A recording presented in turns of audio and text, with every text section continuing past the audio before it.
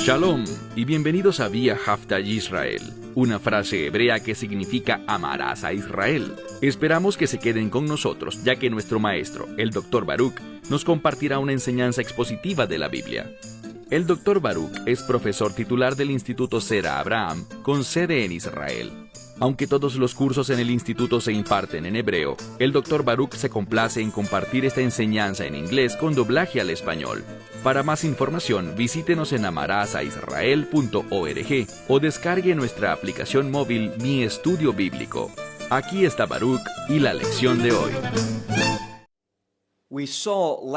La semana pasada vimos que nuestro Señor y Salvador fue crucificado y murió en el madero. Hoy vamos a mirar a algunos individuos en cuanto a cómo respondieron ante el hecho de su muerte. Nos enfocaremos especialmente en un hombre llamado José y en un grupo de mujeres que lo habían seguido desde Galilea hasta Jerusalén. Fueron testigos y estuvieron presentes no solo en su muerte, sino en el lugar donde fue sepultado. Y lo que también es importante, tuvieron parte en su sepultura. Dicho esto, toma tu Biblia y ve conmigo al libro de Lucas, capítulo 23. Evangelio de Lucas, capítulo 23. Comenzaremos en el versículo 50. Una vez más, vemos un énfasis en un sujeto. Presta atención a quién es él y también fíjate en cómo manifiesta su fe. Dice en el verso 50, Lucas 23, verso 50. Y he aquí. Ya hemos aprendido lo suficiente de la Biblia para entender que cuando aparece esta palabra he aquí, nos dice que algo importante está por suceder. Así que leemos, y he aquí, un varón llamado José. Este hombre, según dice el texto al continuar, era miembro del Sanedrín, es decir, era parte de ese concilio que gobernaba. Así que José era miembro de ese concilio, era parte del Sanedrín, estaba con los líderes del gobierno. Pero vamos a ver que él era diferente. Había algo único, algo especial en él. ¿Y por qué lo digo? Sigue leyendo. Dice que él era un varón bueno y justo. Y lo que se enfatiza aquí son esas dos palabras, la palabra bueno. Recuerden lo que hemos aprendido. Cada vez que en la Biblia nos topemos con la palabra bueno, ella tiene que ver con la voluntad de Dios. Así que este hombre estaba comprometido con la voluntad de Dios. También dice que era un hombre justo, y justo es una palabra de reino. Hemos sido llamados a buscar primeramente el reino de Dios y su justicia. Así que este hombre estaba comprometido con la voluntad de Dios y también estaba comprometido con el reino de Dios. Y noten que esa fe en la voluntad de Dios y en el reino de Dios causaron que él fuera muy diferente. ¿Por qué lo digo? Como leemos aquí en el versículo 51, no había consentido con su consejo ni con sus acciones. Este José era diferente. No estuvo de acuerdo con su consejo, es decir, con su decisión, y tampoco consintió con sus acciones, con lo que querían hacer, que era ver a Yeshua, quien era inocente de todo pecado, quien era un hombre de Dios, un siervo de Dios, el elegido de Dios. Ellos querían ejecutarlo. Y vemos aquí que él no estuvo de acuerdo ni con su consejo, ni con sus acciones, con todo lo que hicieron para ejecutar al Mesías. Noten algo más. Al seguir leyendo el versículo 51 dice que él era de Arimatea, una ciudad de los judíos. Así que este hombre era miembro del concilio religioso y gubernamental. Esto significa que era respetado, que además era conocedor de las cosas de Dios. Dice que era bueno, o sea, comprometido con la voluntad de Dios, y era justo, o en otras palabras, tenía mentalidad de reino. Si dudas de eso, en un momento vamos a leer algo que confirmará todo lo que te he compartido. Avancemos y miremos eso, porque nos dice, si te fijas al final del versículo 51, dice, el cual también esperaba. Y esta palabra para esperar implica una expectativa, es decir, él esperaba algo con gran expectativa. Y luego vemos algo muy particular. Tenemos dos palabras que dan énfasis. Dice, también él mismo. ¿Qué tenía él de particular y qué se está enfatizando? Bueno, él esperaba, tenía expectativa, él mismo, por el reino de Dios. Y quiero compartir contigo un principio bíblico. Cuando vives comprometido con el reino de Dios, ese compromiso, esa fe en la promesa de Dios de que Él establecerá su reino, te hará ser muy diferente. Cuando tienes una expectativa de reino, cuando estás comprometido con la verdad del reino, vas a ver las cosas de manera muy diferente. Y como las verás de forma diferente, vas a tener una perspectiva diferente. Y esa perspectiva diferente te hará comportarte de manera diferente. Eso es lo que vamos a aprender sobre este hombre llamado José, José de Arimatea. Él era alguien único. En primer lugar, no estuvo de acuerdo con su plan. No estuvo de acuerdo con sus acciones, porque tenía una mentalidad de reino. Estaba comprometido con la voluntad de Dios y la justicia de Dios. Y al seguir leyendo, noten lo que dice que él hizo. Miren ahora el versículo 52. Y noten que cuando aparece la palabra es para dar énfasis. Es para apartarlo del resto, informándole al lector que él es alguien diferente. Por esto no dice simplemente él, sino que literalmente dice habiendo ido ante Pilato. Bien, por ser miembro del Sanedrín, José era parte de ese consejo de gobierno. Además sabemos por otras referencias bíblicas que era un hombre rico y por tener autoridad, por ser miembro del consejo y por ser de la ciudad de los judíos, una ciudad importante, y además por ser rico, vemos algo. Él tenía acceso a Poncio Pilato y usó ese acceso con un propósito. Leamos lo que la Escritura dice. Miren de nuevo el verso 52. Habiendo ido ante Poncio Pilato, pidió. ¿Y qué pidió? Pidió el cuerpo del Mesías. ¿Por qué? Porque dejar un cuerpo muerto sin sepultura inmediata era algo vergonzoso. Y esto nos dice algo sobre José de Arimatea, que él no quería que el Mesías, llamado Jesús de Nazaret, quedara expuesto a la vergüenza pública después de haber sido crucificado.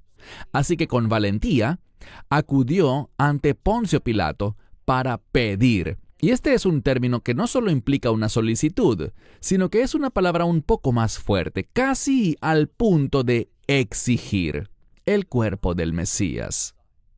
Esto demuestra su compromiso con Yeshua y demuestra su compromiso de darle al Mesías una sepultura apropiada.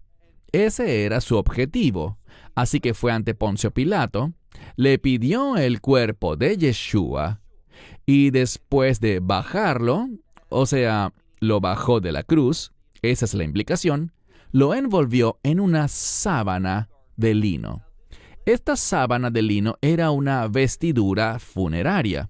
Era lo que tradicionalmente se usaba para sepultar a los varones judíos. Y había dos prendas. Estaba esta sábana de lino para sepultura, pero también había una segunda prenda. Es lamentable que cuando miramos en la Biblia, vemos que se ha traducido de manera diferente. Y no estoy hablando del lienzo de la sepultura, sino de la prenda que envuelve la cabeza de un hombre fallecido.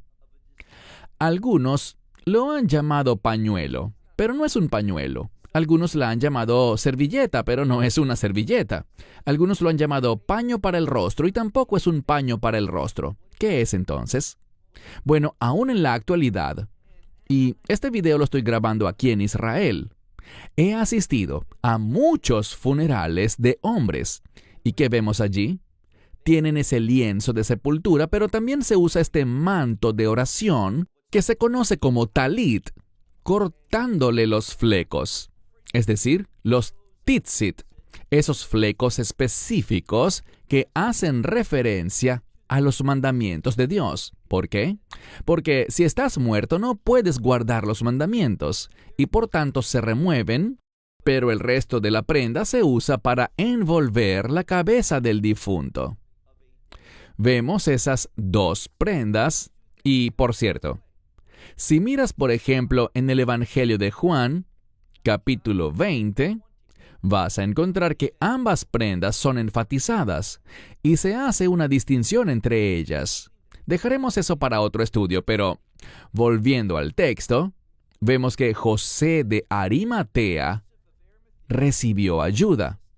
Leemos en otra escritura que era Nicodemo, quien también era un hombre muy importante e influyente en el Sanedrín. Era conocido como el maestro de Israel. Él y José de Arimatea fueron allí, bajaron el cuerpo del Mesías de la cruz y vemos aquí que hicieron algo más. Dice que lo colocaron en una tumba labrada, es decir, que fue tallada en la roca. Era como una cueva labrada tallando dentro de la roca. Este fue el lugar donde sepultaron a tu Señor y Salvador, al Hijo de Dios, al Mesías Yeshua. Esto es lo que vemos al final del versículo 53. Y continúa hablando acerca de esta tumba, donde dice que nadie había sido puesto allí. Es decir, nadie había sido puesto dentro de esa tumba. Era una tumba totalmente nueva, que no había sido destinada originalmente para ninguna otra persona. Lo que la Escritura está diciéndonos es lo siguiente. Esta tumba fue apartada, fue dedicada de manera exclusiva para Yeshua. Y José de Arimatea, aunque esta podría haber sido su tumba, él la usó para el Mesías. Esto también es significativo. También le informa al lector sobre el compromiso que este hombre tenía con el Mesías. Y no solo de su compromiso, sino de su fe en él. Él quería asegurarse de que Yeshua no quedara avergonzado al permanecer colgado en esa cruz, sino que recibiera una sepultura apropiada. Y para poderlo llevar a cabo, fue con valentía ante Poncio Pilato. Ahora, Poncio Pilato fue quien dio la orden de que Yeshua fuera crucificado. Y no solo crucificado, sino también golpeado y azotado de forma muy severa justo antes de la crucifixión. Pero sin embargo, nada de esto detuvo a José de Arimatea. Fue con valentía ante Poncio Pilato porque todo esto muestra el compromiso que tenía con Yeshua. Quiero hacer una pausa un momento para hacerte una pregunta importante. ¿Tienes tú ese nivel de compromiso? No seas tímido con respecto a tu fe, sino sé como José de Arimatea, sé valiente. En cuanto a Nicodemo, cuando lo vemos por primera vez en Juan capítulo 3, recuerden que dice que él fue a Yeshua, pero de noche, en la oscuridad. Pero ahora Nicodemo es diferente. Está actuando públicamente a plena luz del día.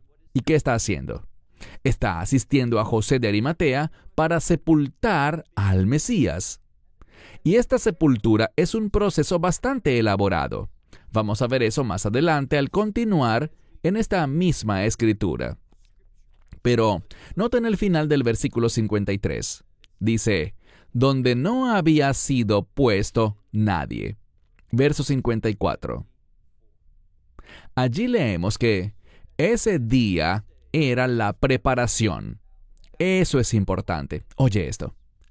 Todos los 4 evangelios enfatizan que el día en que el Mesías fue crucificado, el día en que murió, el día en que su sangre fue derramada en ese madero, era el día de la preparación. Tú y yo tenemos que comprender bien que el día de la preparación es simplemente el día que era apartado para preparar el Cordero de Pascua. El día de la preparación es un sinónimo de Pascua. Por lo tanto, si alguien te dice que el Mesías no fue crucificado en la Pascua, que no murió en la Pascua, es porque no conoce correctamente la Escritura. No estoy diciendo que sean engañadores. Simplemente no conocen que el día de la preparación es igual que decir Pascua. ¿Y por qué eso es tan importante? Porque la Pascua se relaciona directamente con la redención. Y esa es la razón por la que el Mesías vino a este mundo. Bien, conozco muchos maestros de la teología reformada, también conocida como calvinismo, y quiero decir que me opongo firmemente a la teología reformada o calvinismo, porque ellos hablan, por ejemplo, de una expiación limitada. Déjame decirte que cuando estudiamos las Escrituras, vemos que no hubo nada limitado en la obra redentora del Mesías. Creo que teológicamente resulta erróneo e incorrecto hablar de una expiación limitada. Ni siquiera deberíamos usar la palabra expiación, porque la expiación lo que hace simplemente es cubrir el pecado. La expiación no elimina la necesidad del castigo, del juicio, de la consecuencia del pecado. Solo oculta o cubre el pecado por un tiempo limitado. Pero lo que el Mesías hizo, y la Escritura lo declara con firmeza, es que el Mesías murió una vez y para siempre. Es decir, que fue totalmente suficiente y para todo el tiempo. El Mesías no tiene que repetir una expiación como el día de la expiación se repetía cada año, porque la redención es un evento único. Y por la redención, nuestros pecados son erradicados. No solo son cubiertos, sino eliminados, causando que ya no haya necesidad de juicio de condenación, como vemos en Romanos 8:1. Si alguno está en el Mesías, ya no hay condenación. Hemos sido liberados. No vamos a ser castigados por nuestros pecados. Todo ha sido perdonado y todo ha sido olvidado. Por tanto, podemos tener una expectativa de reino, de ser llevados al reino, y no solo eso, sino de tomar posesión de las promesas del reino y de las bendiciones del reino. Todo esto debería animarte. Por tal razón, lo que el Mesías compró para nosotros al morir en el día de la preparación, lo que Él compró para nosotros, como dice la Escritura, es redención eterna. Por medio de la redención, tenemos eternidad en la presencia de Dios, en el reino de Dios. Y mira cómo concluye el verso 54. Dice, y era el día de la preparación. Y aprendemos aquí que cuando tratamos con la sepultura del Mesías y la preparación adecuada necesaria para sepultar a un hombre, es un evento que toma tiempo. Y se les estaba acabando el tiempo, porque noten lo que dice la Escritura. Y el Shabbat estaba por amanecer. Bien, la entrada del Shabbat no ocurre en el amanecer, sino más bien en el atardecer, con la oscuridad. Pero aquí se usa una frase relacionada con la luz, con iluminación. ¿Por qué? Porque hay una luz en el Shabbat. Hay iluminación, hay revelación asociada con el día de reposo, con el Shabbat. Lo que encontramos aquí es que este Shabbat no era el típico sábado o el séptimo día. Si de hecho, y sabemos que esto es verdad, que Él fue crucificado en la Pascua, el día 14 de Nisán, ese primer mes del calendario bíblico. Entonces, sabemos que el día de la preparación es la Pascua, y el día siguiente sería el día 15 de ese primer mes, lo cual es un Shabbat, un alto Shabbat. Eso es lo que leemos, por ejemplo, en Juan 19:31. Así que no fue un viernes cuando el Mesías fue crucificado, y este Shabbat no es el sábado, eso es falso. Él fue crucificado en la Pascua, y el día siguiente es lo que llamamos un alto Shabbat o un día de gran solemnidad, como dice Juan 19:31. Era considerado un día de reposo, un día festivo. Tanto el primer día de la fiesta de los panes sin levadura como el último día de esta festividad son tratados sin importar qué día de la semana caigan, con las mismas restricciones del Shabbat, y no se debe trabajar. Por tanto, ese Shabbat no era un sábado normal, el séptimo día de la semana, sino un alto Shabbat, que se celebra el día 15 del primer mes. Pasemos ahora al verso 55. Aquí hay un énfasis en las mujeres. Hemos hablado de su sepultura y sabemos que 2 hombres la realizaron, pero ahora veremos que las mujeres serán incluidas en este asunto. ¿Por qué? Porque Él murió por nuestra redención. Y dice aquí, pero también las mujeres que habían venido con Él, este grupo de mujeres que habían venido con Él, ¿desde dónde? Desde Galilea. Recuerden el principio bíblico. Cada vez que Galilea se menciona en la Biblia, se relaciona con revelar algo. Aquí estamos aprendiendo, se nos está revelando por qué murió el Mesías, por qué murió el día de la preparación, el día de la Pascua. Y la respuesta es porque la Pascua es sinónimo de redención. Eso es lo que debemos aprender. Ahora vemos que con el amanecer del Shabbat, es decir, con el Shabbat entrando y con la luz del Shabbat, no el amanecer del día, sino la iluminación del Shabbat, vemos que hay revelación, que Él es nuestro Cordero Pascual, como se está revelando aquí, que es a través del derramamiento de su sangre que tenemos redención, que tenemos perdón, que nos convertimos en posesión adquirida del pueblo de Dios. Todo eso es lo que se está enseñando aquí en la Escritura. Y luego dice que estas mujeres que habían venido con Él desde Galilea, vieron. Y esta palabra significa mirar con atención, observar cuidadosamente para adquirir conocimiento. Así que vieron la tumba, y no solo vieron la tumba, lo que se enfatiza aquí, lo que se resalta, es que también su cuerpo fue puesto allí. La manera como fue sepultado. La implicación, y lo que vamos a ver es esto. Ellas conocían la tumba, sabían dónde estaba ubicada, y vieron el método, el cómo de su sepultura. ¿Qué nos dice la Escritura? Que el Shabbat estaba por comenzar. Por tanto, estos 2 hombres, José de Arimatea y Nicodemo, tenían que apresurarse para no transgredir ese alto Shabbat. Descubrimos aquí que estos sujetos, estos 2 hombres, Nicodemo y José, y también las mujeres, todos estaban comprometidos con el Shabbat. ¿Qué nos dice eso? Que como el Shabbat se relaciona con el reino, todos ellos estaban comprometidos con el reino. Y me dirás, ¿cómo lo sabes? Solo sigue leyendo. Noten lo que dice el último versículo, el verso 56.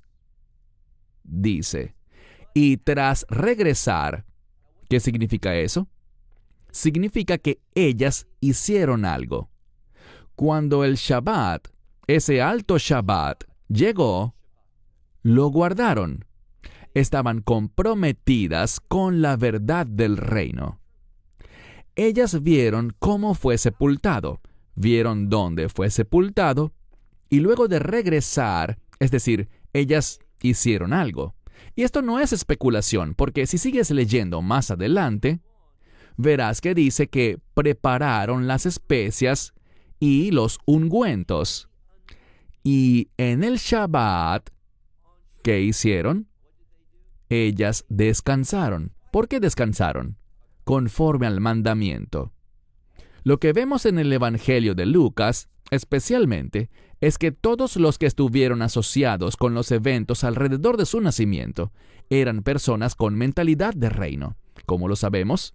Porque estaban comprometidas con la ley de Dios, las instrucciones de Dios, los mandamientos de Dios.